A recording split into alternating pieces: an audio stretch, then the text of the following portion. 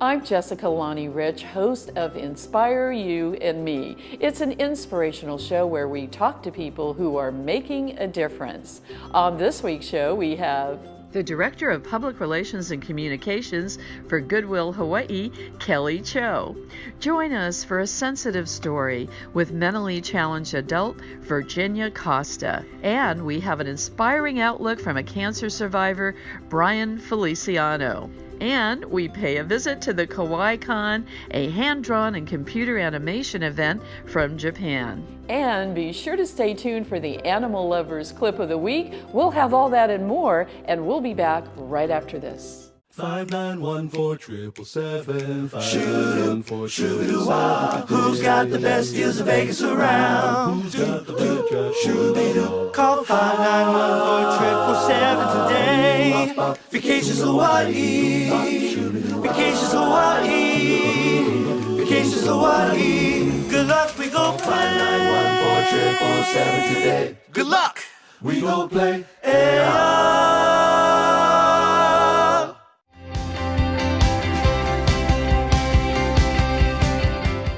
We are very pleased to have as our special guest on the show, Kelley Cho. She is the Director of Public Relations and Communications for Goodwill Hawaii. Aloha. Welcome, Kelley. Thank you for having me. Kelley, tell us about the mission of Goodwill.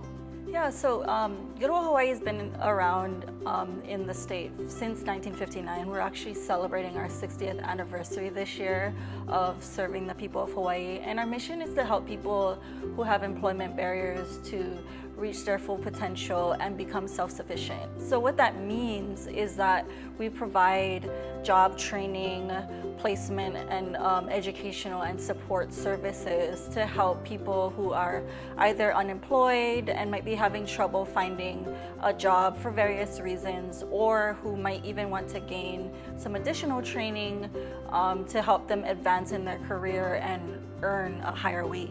Let's talk about the employment barriers that you mentioned. Specifically, what sort of members in the community do you help?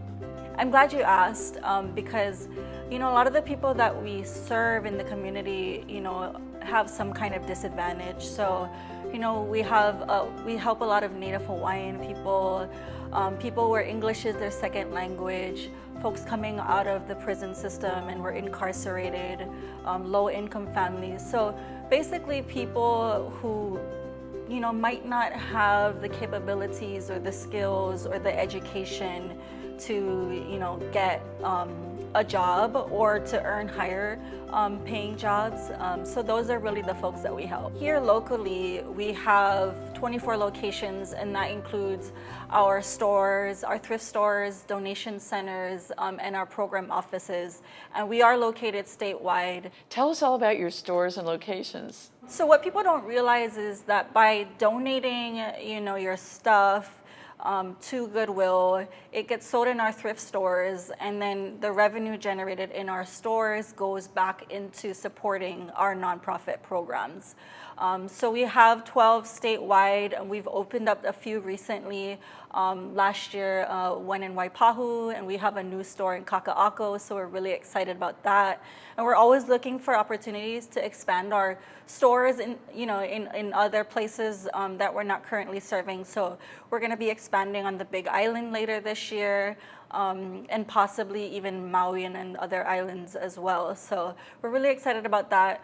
One big project that's coming up is actually our flagship location on Beretania Street. And we're currently building a new Honolulu Career and Learning Center.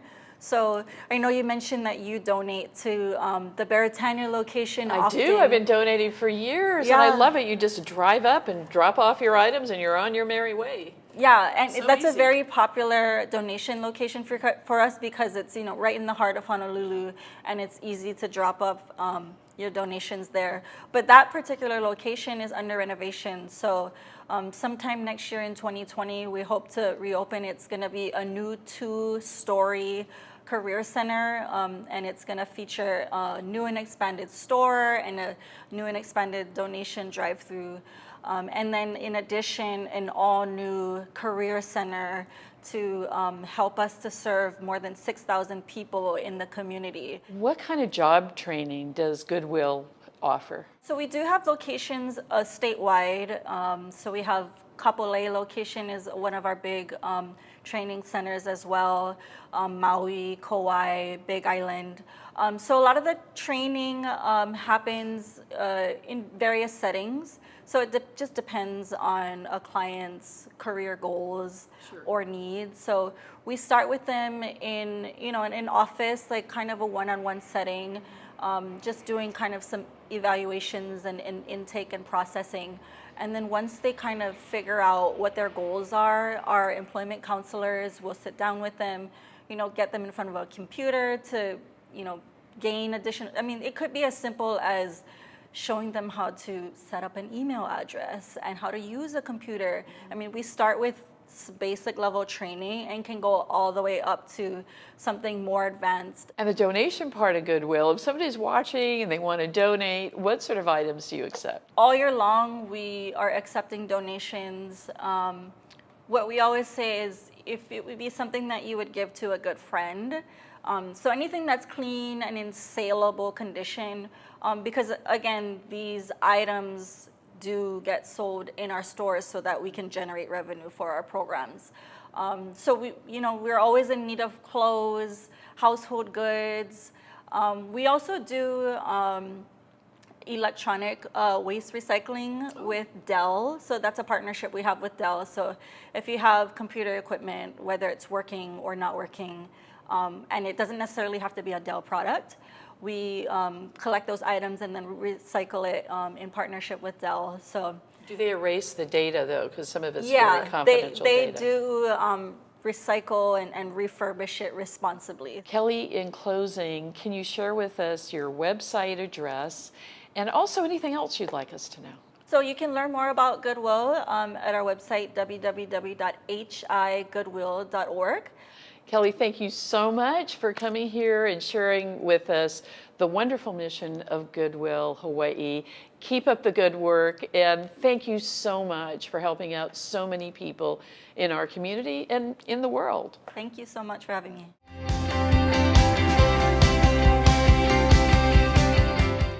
Unique, majestic, inspiring. Hawaii's hidden gem on the windward side. Just a short scenic drive will take you to one of the most extraordinary locations in the world. We specialize in conferences, meetings, retreats, business functions, social events, and off-premise catering. Delectable cuisine, stunning panoramic views, and excellence in first-class service. Let Ko'olau Ballrooms and Conference Center make your event a memorable experience.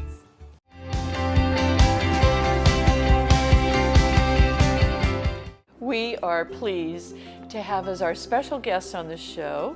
She is a mentally challenged adult who has overcome many adversities in her life, Virginia Costa. Aloha, welcome Virginia.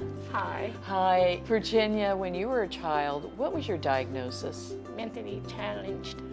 And you said that some people made fun of you when you were growing up. It must have been so difficult. Yes, ma'am. All my life I've been teased at. Ever since I was a child that I can remember, from my mom to all my relatives and everywhere, school, everywhere I've been teased at. And don't get me wrong, I love my mother, but I had a different love for her. Because when Mother's Day used to come around, I used to be real challenged with Mother's Day cards. So what I used to do is buy her flowers or something. I never buy her Mother's Day cards, because when I used to read the Mother's Day cards, I used to cry a lot. Because you wanted your mother to be like, I mean, when you Yes. read Mother's Day cards, they're always about what a wonderful, loving, caring mother you are, but you feel like your mother was not giving you the love that you wanted? There you go. You just said it right. That's true. Virginia, who did you get to talk to about all the bullying and the pain that you suffered? I did cry by myself, and I couldn't tell my mom. I had to keep it all in myself. I couldn't confide it to my mom. She wouldn't have listened to me, I guess. So who did you talk to? Nobody. I just kept it to myself and just went tolerate it all my life. Virginia, tell us about some of the positive things in your life. Then afterwards, all this one happened. I left my mother at the age of 24 years old. I couldn't live with her any longer. So then I had my daughter. And I understand that your daughter is a professional. Yes, she's a Dr. Feliciano. She's a doctor, psychologist doctor. She has her bachelor's, master's, and PhD, all 3 degrees. Virginia, I understand that you're a deacon. How did you become one? I was going, and then this deacon that goes to chemo is his name. He would tell me one day, "Oh, Virginia, I would like you to be a deacon here in Kawaii Church." I go, she said, "What's wrong, Virginia?" I go, "No chemo." "Sure, I'll try. Gradually, I went to meetings and all that, and they were speaking, and they was questioning me words like the way you're speaking to me. And then I was there for about, I think so, I had about a year's training. I kept going, and then last year, October, I became a full-fledged deaconess with my degree. Virginia, I understand you have a short story about your mother's final days. My mother, she had Alzheimer's and dementia. My mother, at the age of 85, she died though, but she had it in her 85 years old, she had it. And then she had it for quite a while. And then every time when I see her, I say, "Hi, Masa Benz." That means, "God bless you." But that's Spanish. "Hi, Masa Benz," that means God bless you. Then on July 23rd of 2015, her last words was, "Hi, Virginia, God bless you, bye, bye, bye." That was her last words.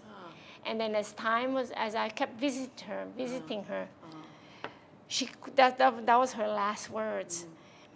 Then on September 17, 2015, I asked my mom that I forgive her for teasing me all my life. And when I did that, I said, "Mom, could you please forgive me? You would tease me. I forgive you, Mom. Do you forgive me?" She made a beautiful reaction. She would blink her eye, and she would give me a nice smile. I go, "Oh, thank you, Jesus." As me, my mom, and accept my apology. Because I told her, all your life you was teasing me. "Ma, I forgive you. Forgive me." And then, yes. So I was saying, "Oh, thank you, Lord." Forgiveness is a very important, vital. No matter what the person to you, teasing, anything, abuse, sexual abuse, anybody do that to you, you have to forgive. Because if you don't forgive, you'll be miserable. Virginia, thank you so much for taking time out of your schedule to be with us and to share with us about your life.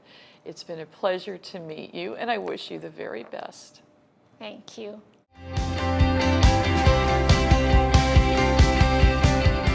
When you feel like Vegas, there's just one place to stay. Grab a drink at the Holo Holo bar. There's just one place to play. We got a fresh, hot look, a new sports book. We got those local meals, just like Auntie cooks. Aloha spoken here. Bet you find it at the Cow.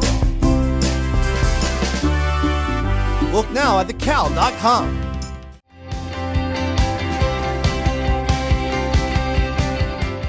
I'm very pleased to have as my special guest, IT specialist and cancer survivor, Bryan Feliciano. Aloha, welcome, Bryan. Aloha. Bryan, I've known you a while, and several years ago you won the Outstanding Volunteer of the Year Award for the Visitor Aloha Society of Hawaii for your wonderful and generous heart and sharing your time and visiting people in the hospital. And you also shared with us several years ago that you were diagnosed with cancer. What was that like? It was surreal in a sense. I'm 38 years old, and it's not a part of a 38-year-old to be sort of reflecting on one's mortality. Yeah. Definitely. But I think aside from it being a shock, it has been throughout this years a learning experience. Not only with the science and the medicine behind it, but really more so as a human being and just life in general. You were diagnosed with cancer at the age of 33. That's fairly young. How has that changed your life? I think it has, cancer is definitely something that's a game changer, for sure. And how has it changed me? The biggest change would be the priorities in life. I think the small things don't matter anymore. When you see people, I think that's the biggest thing, it's priorities. When you see people and they talk about things, that's the one thing, the first thing that goes into my mind is, why does this matter? Or does it matter? How important is this to me? Something that's so important to somebody else might seem so trivial to me by now. It has been reevaluated. I think one of the more difficult things is, rather than having a 20-year plan, it changes to maybe a 5-year plan. At best, if you hope for it to be that way. One of the things perhaps that I can advise people, or what I can tell people, normally people ask me, how do you deal with this? How do you go through it? How do you seem to be okay now? Yeah. And what I usually tell people is that the Dalai Lama, he had a quote before. He was citing a 200 AD Buddhist monk. And the saying is, why worry? If there's something you can do about it, why worry? If there's nothing you can do about it, why worry? And I think a lot of people have heard that quote, but they sort of translate it differently. They most of the time they look at that quote and tend to see it as a quote or an advice of resignation. But I don't see it that way. I think it's more of acceptance. Can I ask what sort of cancer you were diagnosed with? I was diagnosed with colon cancer. And is it gone now? It's still there. I'm currently stage 4, so it's not something that is expected to go away. It's technically an incurable cancer. I think the biggest thing is acceptance. Nobody wants to get sick. Nobody wants to feel bad. Nobody wants any of these things to happen to us. And sometimes it's beyond our control.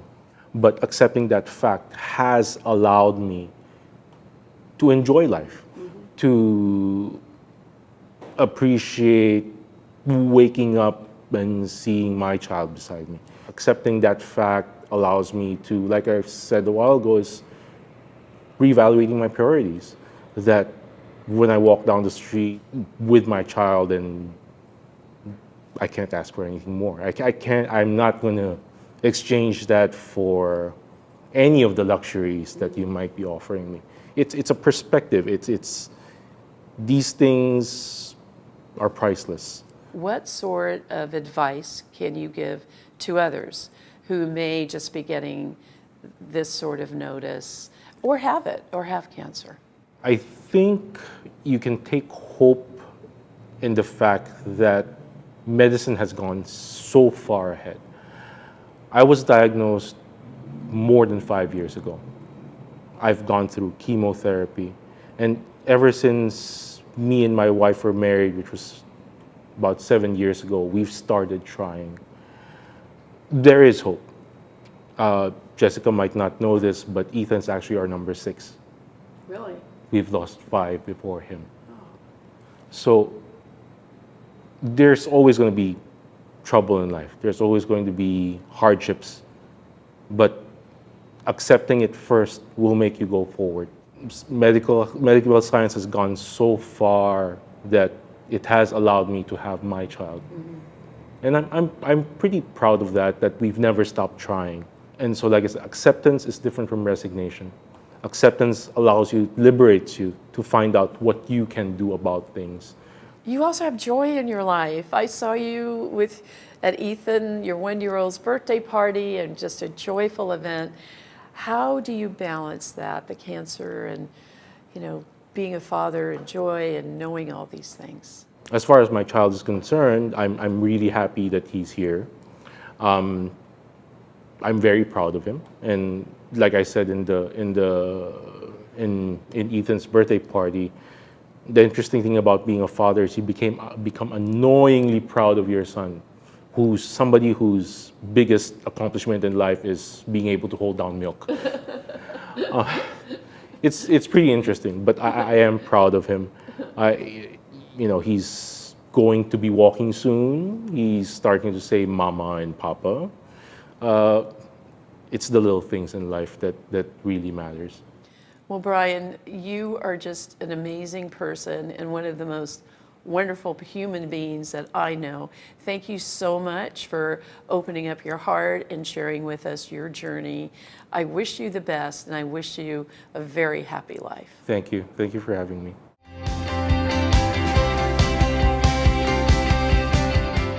We're here at Kawaii Kon, and I'm here with Bordin. He's an artist. What brings you here?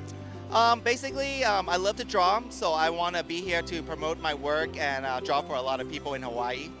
And what is this particular event for you? This event is like a celebration for like an anime and the love for like everything that all the pop cultures and arts and people in Hawaii that love anime. Okay, and tell us about some of your art and anime. About my artwork, I use a lot of traditional and I do a lot of digital, but I main focusly on Japanese brush calligraphy and anime art drawings. And describe anime. It's like superhero, but like with more action and dynamic for me, and the story is really dynamic. And your art is amazing. How long have you been doing this? I've been doing this for about 13 years, and I do shows like left and right from like San Diego Comic Con, New York Comic Con, and all the other ones for the past 13 years every week. So the exhibit here today is basically Japanese. Right, yeah. I'm not Japanese though, but I'm influenced by a lot of Japanese art. Can you describe what we're looking at right now? Can I describe? Basically, these are like my mixed medium prints. I do them like traditionally and digitally. So I do texture with like, sometimes I do acrylic or either watercolor, and then I touch up with Photoshop just to make them like different styles and everything. So, a lot of them are really, really nice without it. So. These are all superheroes or anime. These are the superheroes. The anime stuff is more like over here. So these are the anime and video games. So I do like mix up everything of anime and video games. You're amazingly talented. Oh, thank you. Thank you very much. Tell us about your art. Where do you go? I go international too. So I do London show and I also do Asia. So I go back to like my country or either do the Europe trip in London. I'm going to hit Germany and Scotland.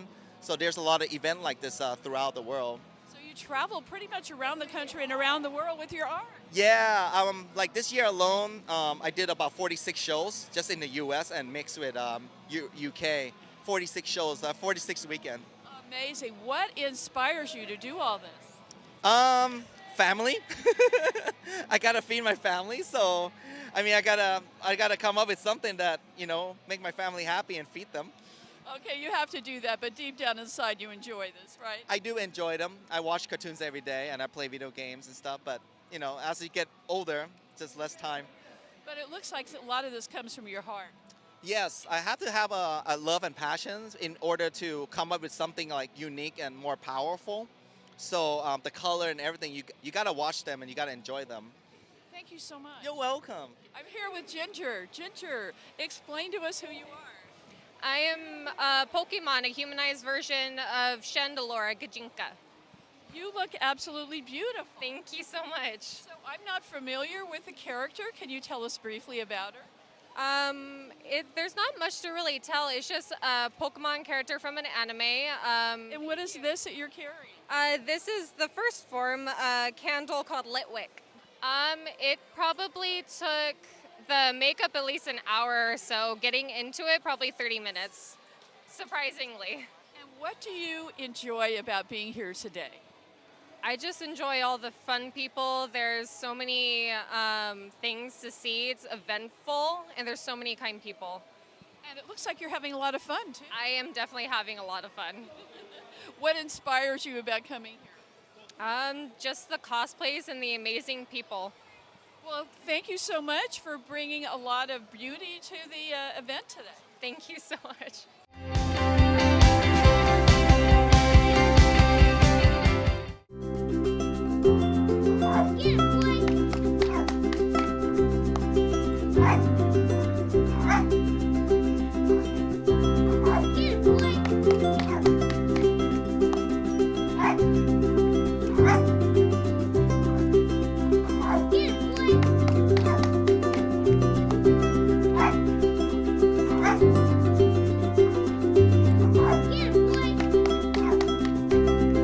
We hope that you've enjoyed our show this week. I'm going to leave you with a rich thought for the day. Are you open to new ideas? Think about it when you have an idea or when somebody presents it to you. If you listen, it may create a golden opportunity. Think about it. Until we meet again, I'm Jessica Lonnie Rich. Take care. Oh, my, it's a beautiful world. I like surfing Waikiki. I like to paddle out beyond the white breakers, where a man can still be free, or a woman if you are one. Yes, I do like surfing Waikiki. My, it's a beautiful world. My, it's a beautiful world. Oh, my, it's a beautiful world. My, it's a beautiful world.